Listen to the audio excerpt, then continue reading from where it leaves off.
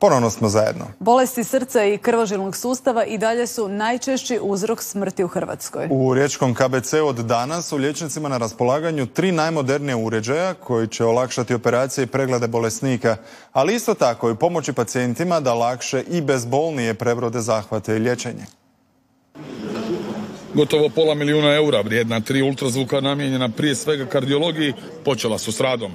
Prvi susret ultrazvuka i pacijenta je u operacionoj sali, međutim on tu ne staje.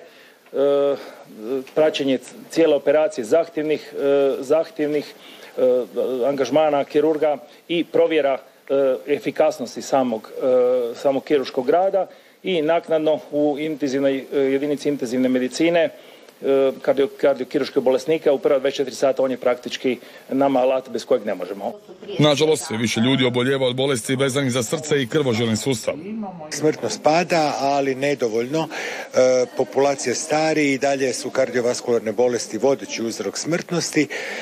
Ulažu se ogromna sredstva u taj segment, financijska. Ravnatelj je naglasio važnost moderne tehnologije za spašavanje života.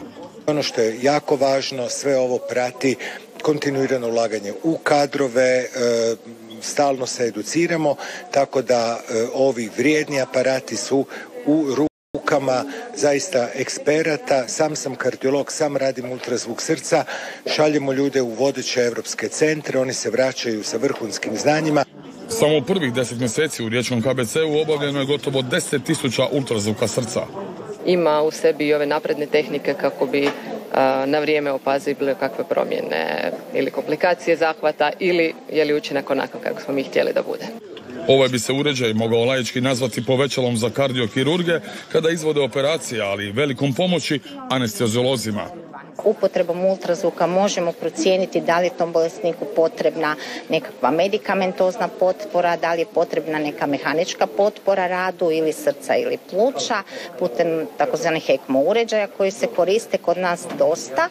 Od danas je tako ne samo Riječanima, nego i Istranima i Ličanima koji gravitiraju u riječkom KBC-u pri ozbiljnijim bolestima srca na raspolaganju najmodernija tehnologija uz stručno osoblje koje se usavršavalo diljem svijeta.